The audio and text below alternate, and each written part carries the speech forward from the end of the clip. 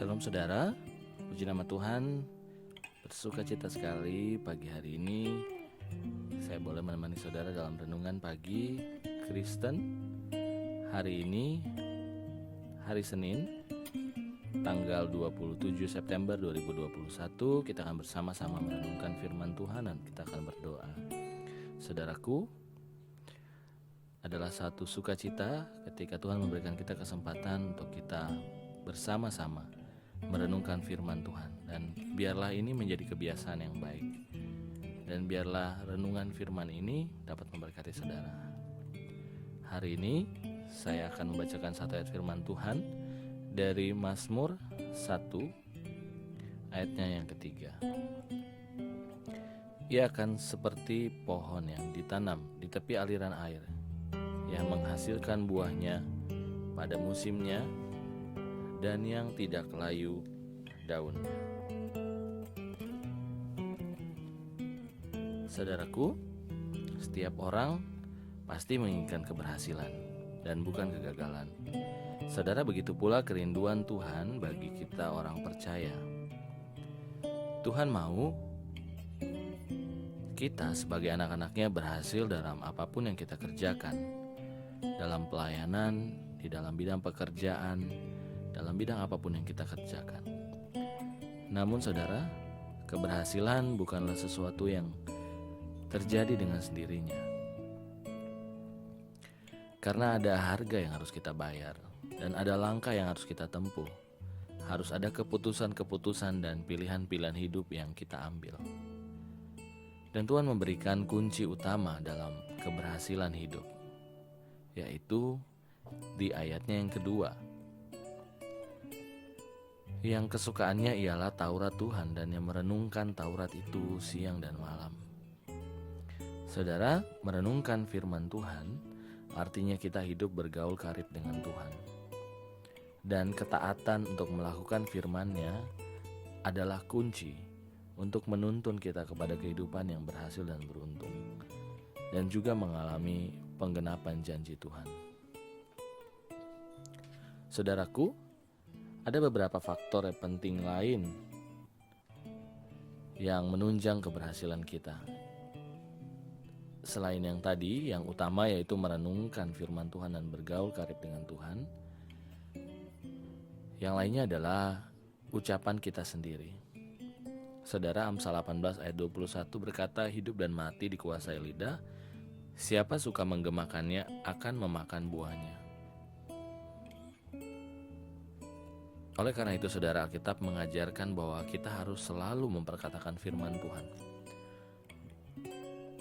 dibandingkan dengan kata-kata sia-sia yang kita keluarkan atau hal-hal yang sia-sia yang kita keluarkan.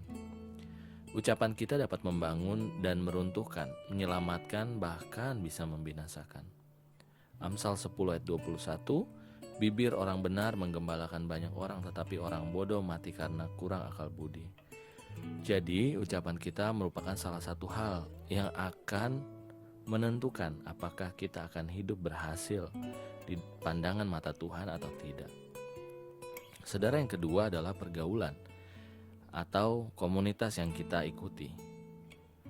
Saudara, ketika kita memiliki komunitas yang sehat, maka kita juga akan menjadi sehat.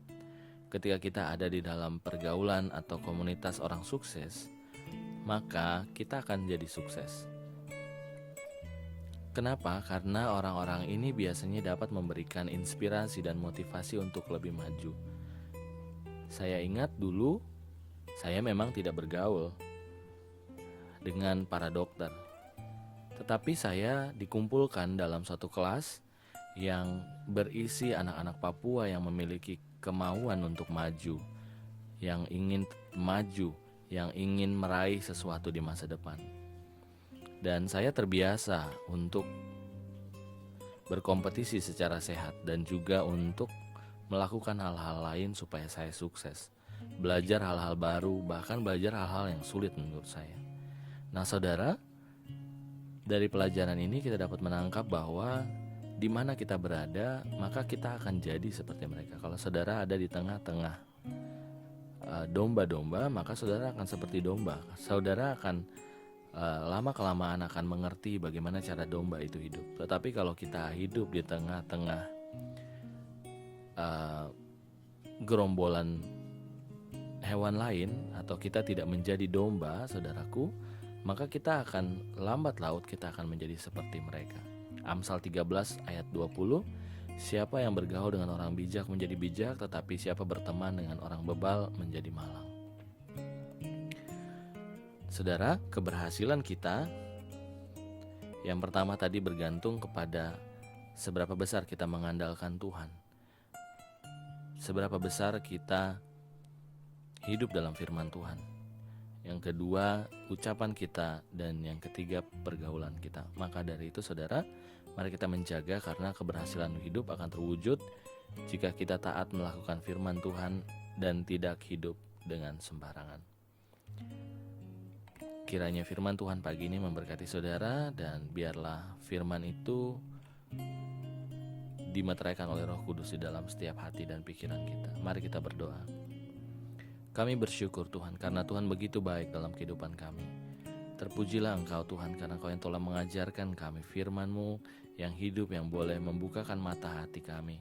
Mata jasmani kami mungkin Tuhan tidak dapat melihat hal-hal yang jauh ke depan, tapi biarlah mata rohani kami Tuhan celikan, biar kami dapat mengerti firman-Mu, kami dapat melihat jauh ke depan apa yang Tuhan inginkan dalam hidup kami.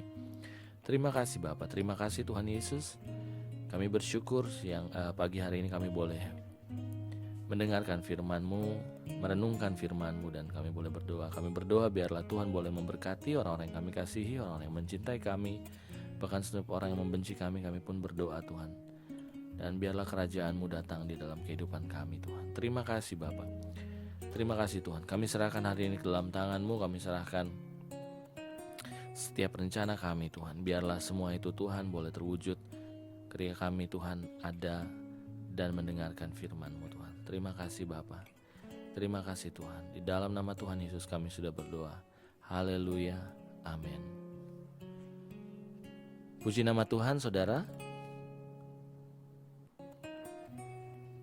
Selamat beraktivitas, dan hari ini saya percaya ada berkat-berkat yang baru untuk saudara. Biarlah terus kita maju dan kita terus bersandar kepada Tuhan. Tuhan memberkati aktivitas hari ini. Sampai jumpa besok dalam Renungan Kristen Pagi. Tuhan Yesus memberkati.